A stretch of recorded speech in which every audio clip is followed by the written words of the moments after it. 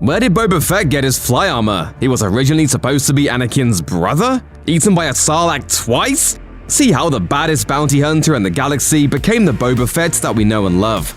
It may be hard for Fett fanatics to fathom, but George Lucas had no idea that Boba Fett would become a fan favorite. On the Return of the Jedi commentary track, he said, "In the case of Boba Fett's death, had I known he was gonna turn into such a popular character, I probably would have made it a little bit more exciting. He became such a favorite of everybody's that for having such a small part, he had a very large presence. And now that his history has been told in the first trilogy, it makes it even more of a misstep that we wouldn't make more out of the event of his defeat."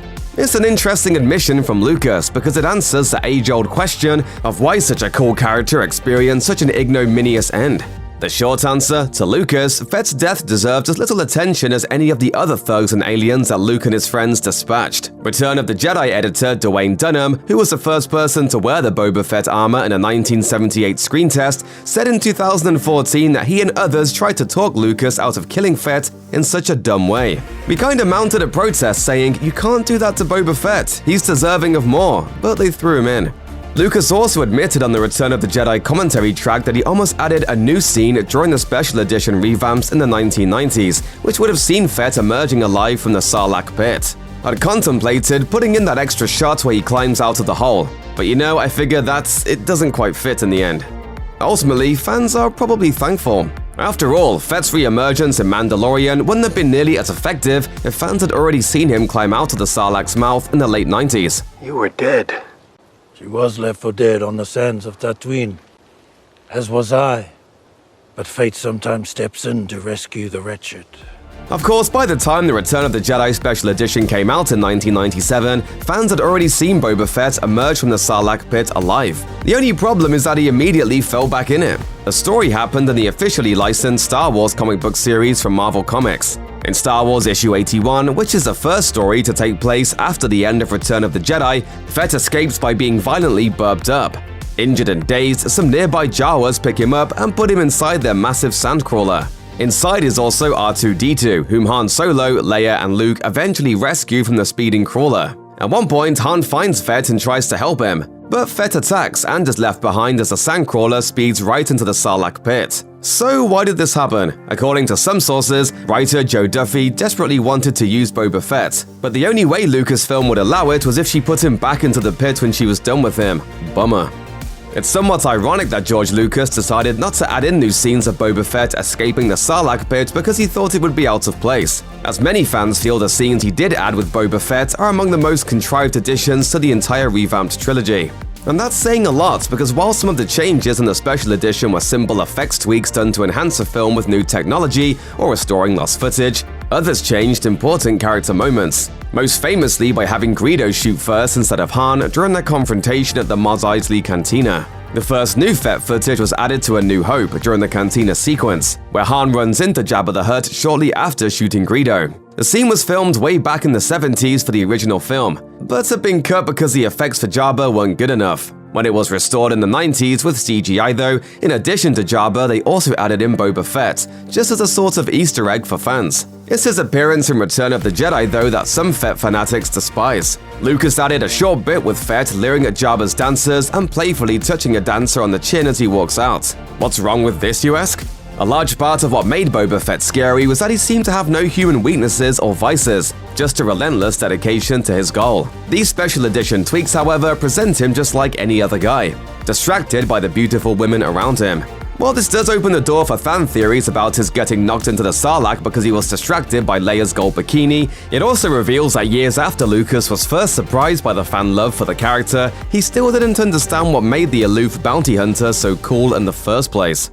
You can tell by looking at Fett that he's pretty well armored and carries around a lot of gear. His go-to weapon is an EE-3 carbine rifle. Also close at hand are a disruptor pistol and a concussion grenade launcher. Then there's the flamethrower, dart launcher, fiber cord wrist launcher gauntlet, vibro blades, concussive rocket, and a jetpack. Fett's helmet also allows for full 360-degree vision.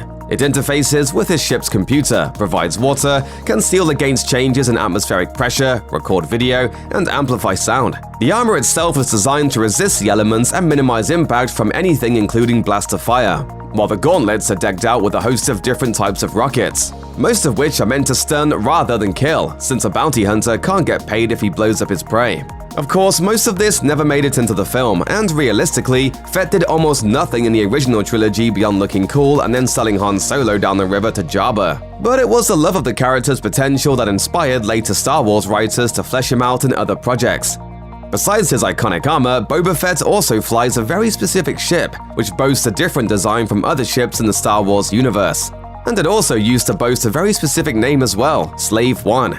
Though the ship is never called Slave One by name in any of the live-action films, the designation was used in extended universe projects like toys, video games, comics, and cartoons for decades. However, in 2021, the new LEGO Star Wars Mandalorian sets came out, and the ship was just called Boba Fett Starship.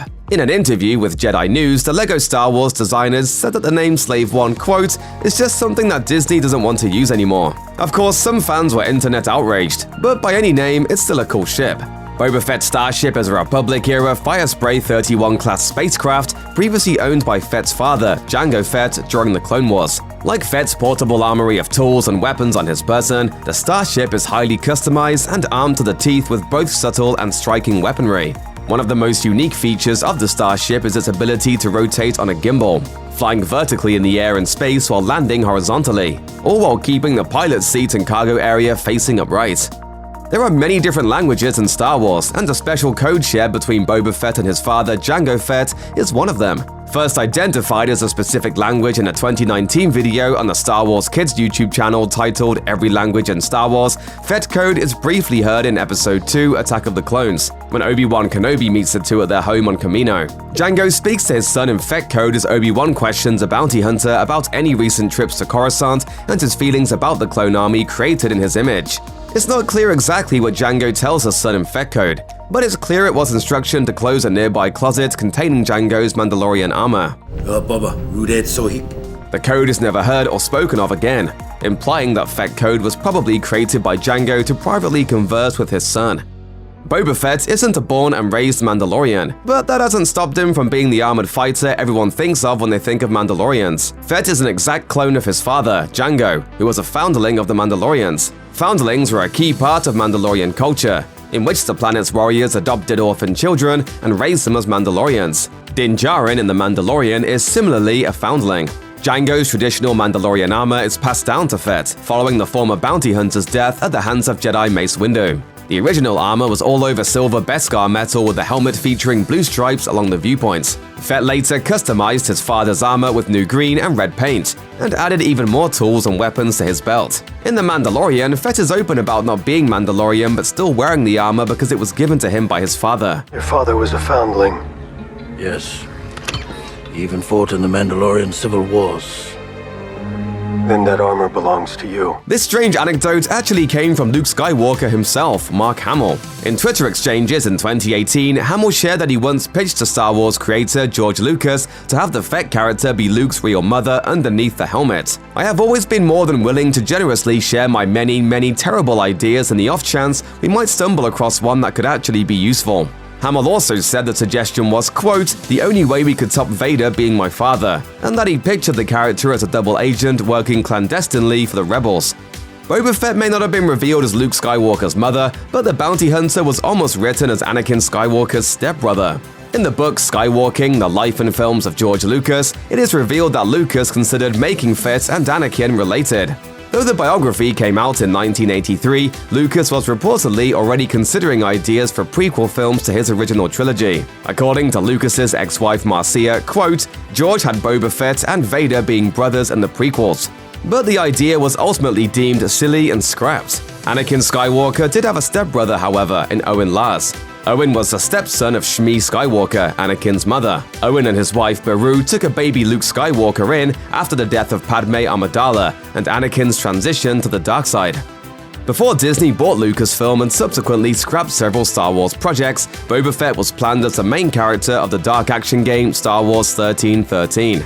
And was also the intended subject of a Solo-esque standalone film. The video game was set among the darker sides of the galaxy on Coruscant's level 1313, with players first assuming the role of an unnamed bounty hunter and then playing as Fett. When the game was introduced to E3 in 2012, creators said players would use exotic weapons to help Fett investigate a criminal conspiracy in the darkest, lowest levels of the planet-wide metropolis. A more recent Fett-focused offering was a reported standalone film, similar to Solo.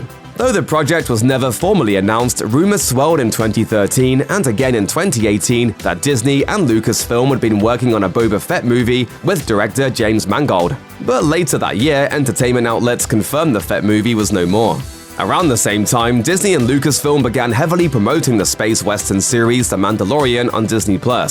So it can likely be assumed that plot points, characters in that Fett film either overlapped with the Mandalorian mythology or were perceived to potentially contradict it. At the end of the day, Fett's resurrection would come solely via The Mandalorian, and will continue with the book of Boba Fett. Check out one of our newest videos right here, plus even more Looper videos about your favorite stuff are coming soon. Subscribe to our YouTube channel and hit the bell so you don't miss a single one.